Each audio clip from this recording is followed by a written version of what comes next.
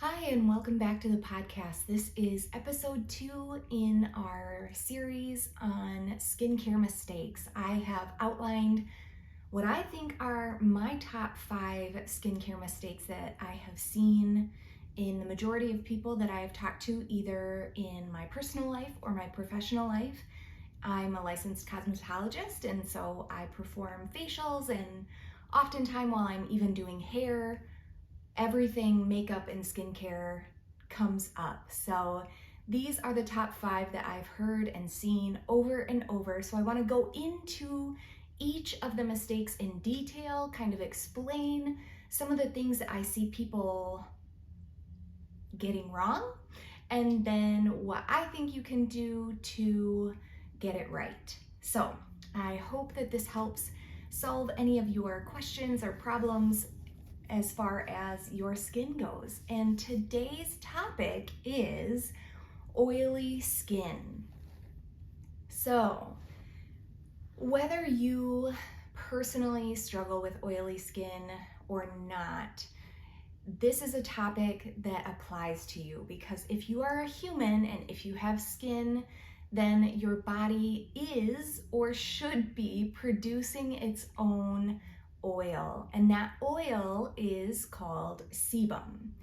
So the human body is biodiverse and very dynamic, and your body has been designed to have a protective layer on top of the epidermis. So that's the uppermost layer of the skin that we see. Back to sebum. Sebum is very interesting. It is built from 4 different main building blocks, and I found it interesting that this is what our bodies create. So sebum is 57% fatty acids, 26% wax esters, 12% squalane, and 4.5% cholesterol. Now, that cannot equal 100% because we've got a 0.5 in there, so I'm not exactly sure what the scientists were leaving out or what we're supposed to assume is in there, but that's what I found, and I will list all my resources and all my research in the description, so you can go and fact check me. And I welcome your discussion and I welcome your research. Please share that with me. If I get something wrong, I am more than open to correction. So those are the percentages of what makes up sebum. And sebum is the human oil that every one of us produces. Now, when you hit puberty, when any human hits puberty, your sebum production increases by 500%. So every human is born with sebaceous glands. Those are the actual cell pockets that create and hold the sebum. And those cells then are hyperactivated once you start to go through puberty. We know first and foremost that our hormones must play a huge role in this oil production if at puberty they increase by 500%. So keep that in mind because we're going to circle back to hormones. Now, with regard to your skincare and your hair care, you need to know that 900 glands per square centimeter on your face and scalp are all sebaceous glands. The rest of your body has 100 or less glands per square centimeter. So that's a lot, 9 times the amount of sebum created just on your scalp and face. So that means that it's definitely worth paying attention to as far as how your body is functioning and how your sebaceous glands are functioning, whether that be that they're over functioning and you're dealing with way too much of this oily film on your skin, or underfunctioning. And we're gonna get into the dynamics of that in just a little bit. So as far as this film on the top of our skin goes, it isn't pure sebum. Sadly, there's also dead skin cells, there's dust, and any of the particles in the air that we are exposed to, your environment, as well as sweat. So you've got your sebaceous glands, you've also got sweat glands, right? And so all of that combined is kind of mixed up into this layer that's on the top of your skin. So that's what it is. That's oil production, and where it lives. Now, what is it for? Why are we making sebum? Why do we tolerate this layer of gunk on our skin? It is very important that this layer is there. The sebum and everything is so important because it's protecting you from water loss. So approximately 64% of your skin is made of water, and that sebum layer is kind of like your little water evaporation protection. So the more water your skin can retain, the more plump and hydrated and comfortable your skin is. The more it is exposed to heat and rapid evaporation, the more wrinkles and crinkles and dry, cracked, itchy, burning, stinging you're going to experience with the skin. So it's highly important that we try to protect that skin layer from excess water loss. And along with this lipid layer protecting our skin from water loss, it's actually really important that you have a lipid layer on your hair. Like, the individual strands of your hair are meant to have a lipid layer just ever so gently coating each strand of your hair, because the opposite is true for your hair. You want to protect each hair from being penetrated by water. So your hair does best when it's not wet, no water whatsoever in there. It helps against hair breakage and it helps to maintain the hair integrity. And so when your scalp is producing sebum, the idea or the design is for that sebum to travel down the hair shaft, thereby protecting the hair as well as the skin. So now we know what is oil. It's sebum. What is it for? It protects us. What regulates sebum? There are at least 5 dynamic things that affect sebum production. Number 1, we already touched on, is hormones. Puberty increases it by 500%, and then your lifestyle affects your hormones. So whether you're on specific medications, whether you have an active lifestyle, or what foods you eat, what supplements you take, what season of life you're in, whether you're under a lot of stress. We know, the stress hormone, cortisol, or the fight or flight, adrenaline, and all of that sort of dynamic stew has a direct effect on your hormones and the hormone balance, and therefore it's going to regulate your oil production, whether that's for the good or for the bad. So looking into your hormones as a source or as a means to address your oil production is a very, very healthy approach to balancing out your oil production, whether you're making too much or too little.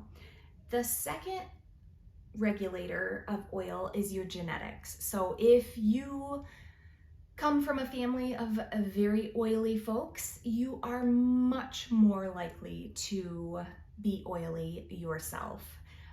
So take that into consideration. Sometimes you are just dealt the hand you're dealt, and you've got to figure out a way to manage and balance that versus just ignore it. The third one is your climate. So the environment with which you interact, whether you're in a hot climate, a humid climate, dry, etc. What you're dealing with as far as the external influences on your skin will affect how your body reacts to that, because your body is very dynamic in how it attempts to protect you and its approach to that protection. So that's the third item of oil regulation. The fourth is your age. So what season of life you're in has a huge effect on how much oil you're producing, because partly due to your hormones in that season of life, but also due to the fact that in the stages of our lives, we're going to go through puberty, we're going to go through adulthood with varying degrees of hormonal changes, and then for women we go through perimenopause and menopause and all of those hormonal changes as well. So your age can kind of give you an indication as to whether you are more prone to be producing oil in that season or not. And then finally, the fifth item that can regulate oil is your skin's dynamic reaction to the products on the surface. So just like from the inside out, your hormones have an effect on how much oil you're going to be producing. Also, the products that you put on top of the skin that send signals to the skin are going to affect how much oil you can regulate. So that is where it gets a little hopeful and a little individual, because you get to decide what products you're gonna try and what message you're gonna send to your skin to try to regulate your oil. So what should you do to care for oily skin? Know your ingredients. There are at least 5 ingredients that are going to be the most potent in helping you to control and care for the oil on your skin. The first one is retinol. I know retinol gets a lot of hype, and it's for good reason.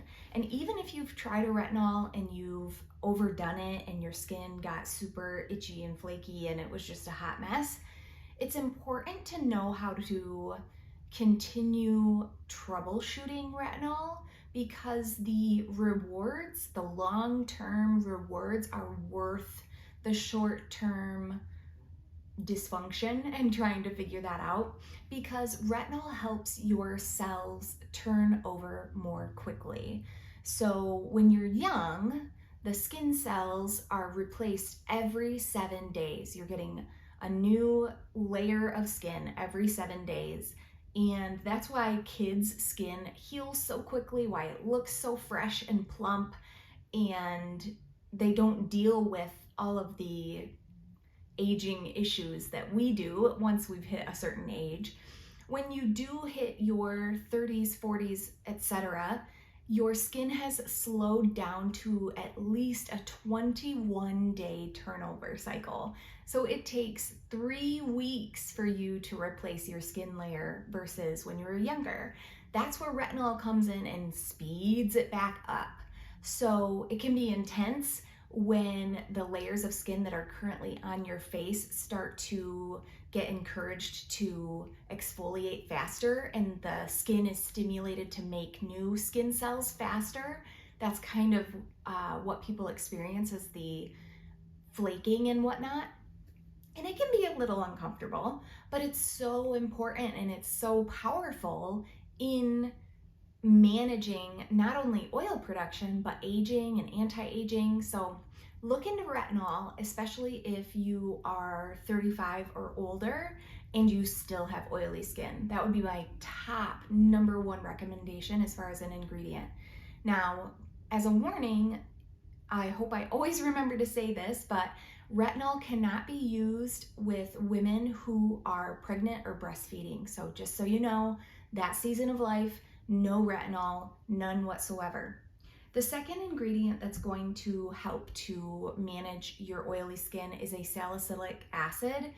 That is a BHA chemical exfoliant, and it is highly oil loving. So it is like the oil seeking missile. If you put that ingredient on your skin, it's going to target and be drawn chemically and attracted to the oil on your skin, binding it up so that you can wash it away. So if you have excess oil, a salicylic acid cleanser is a perfect way to just clean the skin and immediately remove all of that excess oil. What you don't want to do is strip down the skin so that that lipid layer is completely gone. What we want to target is excess oil. That's where I think once you know all these ingredients and you have a good solid skincare routine, the game becomes maintenance. You set your skin's expectation.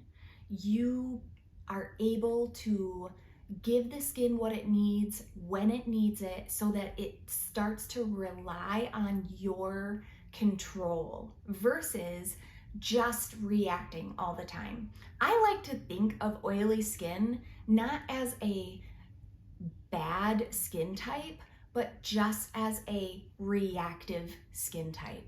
Your skin, for whatever reason, has been triggered to produce excess oil. And if you can figure out what that trigger is and kind of calm it down, the oil that your body's producing is wonderful and healthy and should be embraced.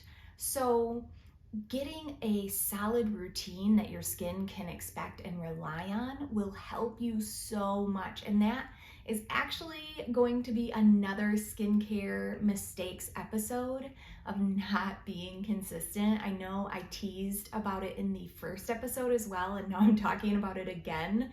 But truly, truly, being consistent will change your life. So retinol, salicylic acid, and the third one is benzoyl peroxide. In my opinion, benzoyl peroxide is reserved for a very few people with a very specific skin issue, and that would be bacterial acne. That is when the surface of the skin has been compromised in such a way that bacteria has gotten in through the protective layer and has started to feast on your dead skin cells. And that feasting produces pus, and it produces all kinds of nasty acne that cannot be washed away with just salicylic acid alone.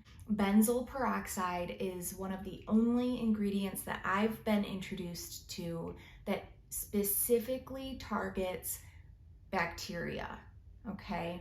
And so at this point in the episode, you may need to really get in front of the mirror and start to identify what your skin looks like and what issues are really present there, and consider contacting a professional, whether that means you just need a facial and you need to come see someone like me in the field of cosmetology to be able to really talk through what products would work best for you, or whether that means you need to contact a dermatologist because the issue with your oily, acne-prone skin has been so persistent and nothing's helped you.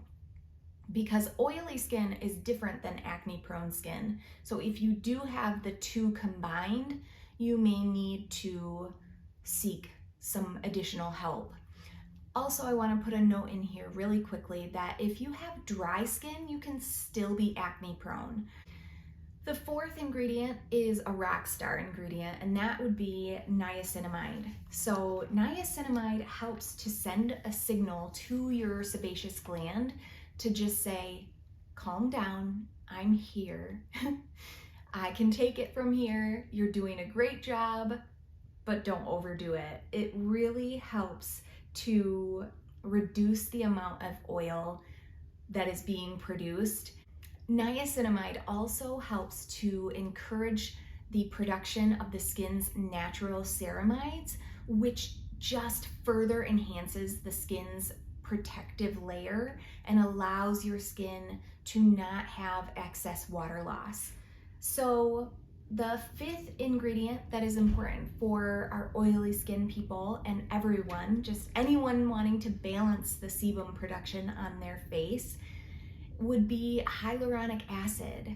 Hydrates the skin and it helps to maintain that water barrier on the skin. And our bodies naturally create hyaluronic acid, and that's one of the ingredients that helps keep the skin nice and plump and hydrated.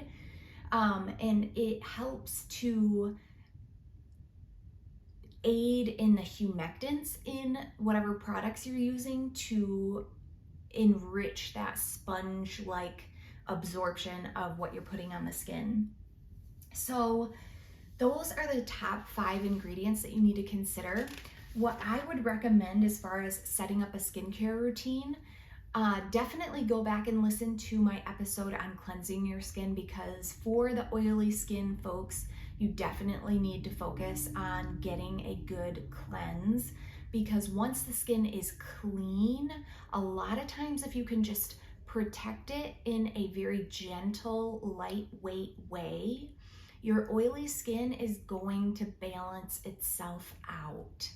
If you aren't fully cleansing your skin and your skin isn't getting that fully refreshed sensation, then you may be sending your skin the message that it needs help, and it's going to produce more sebum just to kind of remove and help to emulsify some of that dirt and grime that you've got on your skin. So you need to look for products that claim to be lightweight, water-like, gel consistency, lotions. I would stay away from anything that is heavy or has a lot of rich butters in it. Your skin isn't gonna need a lot of shea butter or jojoba seed oil or a lot of those other things. If you feel like something is off with your skin and no matter what you do, it's just continuing to overproduce oils and there's irritation and all of that, I would highly recommend that you just call a doctor, see if there's a dermatologist that you can get in to see and figure this out one-on-one. Obviously, I'm always willing to do a consultation with people about their skin just to kind of give them direction and guidance, but sometimes there are deeper root causes for this oil production that cannot be addressed topically just with the products that you use. So please consider that as an option always, is to go see a doctor. For my YouTube people, I'm so thankful that you're here today, and I just wanted to quickly go through the makeup that I'm wearing.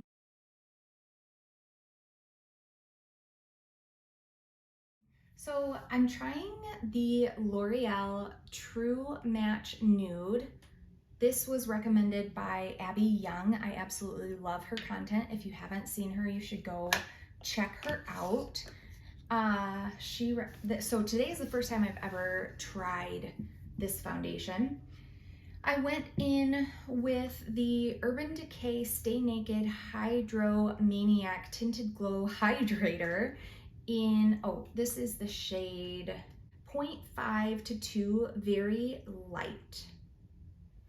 And then this is the shade 41 light medium. I use this as if it were a contour item, so I just in those areas. Then I went in with the e.l.f. Hydrating Camo Concealer in light peach, just under my eyes, under my nose and my chin, and a little bit on my forehead. Then I used the MAC Soft Ochre Paint Pot to prime my eyelids. Then I went in with the Huda Beauty loose powder in Pound Cake to set everything. Then I went in with the Covergirl True Blend So Flushed High Pigment Bronzer. This stuff is really beautiful. This is $3.90 Sunset Glitz. I went in on my cheeks and also on my the crease of my eye. And then I think before I set my face, I used the Rare Beauty Liquid Blush in Hope. And then I set my face. I actually forgot something that I wore today. I think, here it is. Okay, so after the Covergirl bronzer, then I went in with the Clinique Cheek Pop Blush Pop in 15 Pansy Pop. So beautiful, very unique shade. And then I had a tough time with my eyeshadow today. I tried to just go in with the bronzer in the crease and then the MAC eyeshadow All That Glitters. Yes, but this just did not perform well for me at all. It looked patchy, it looked chunky, it didn't blend. So then I went in with the Seint shadows in, oh gosh, I'm gonna have to remove the pans to show you the shades, but I went in with this darker mauvey plum and I tried to just blend that into the corner, and I had to build this up a lot. So then that was kind of looking patchy. So then I went in with this lighter shimmer shade and finally got myself to where we are right now. Then I took the Mercier setting powder in Candleglow, Sheer Perfecting Powder #1, and kind of blended out the edges of my eyeshadow, and then I also used it to kind of set a little bit more of my face. Whew. And then I used a little bit of the Vaseline Lip Therapy to plump up my lips. I did the e.l.f. Wow Brow in Brunette, and then the Maybeline Lash Sensational. And finally, for my lip, I just went in with a Becca Bullet lipstick in Orchid. So that is everything. I hope you guys enjoyed this episode. If you did, please give it a thumbs up and look for either the previous episode on washing your face correctly and that skincare mistake. Otherwise, please subscribe so you don't miss the next skincare mistake, because that will be coming shortly. Thank you guys so much for watching. I love you, and I'll see you on the next video. Bye.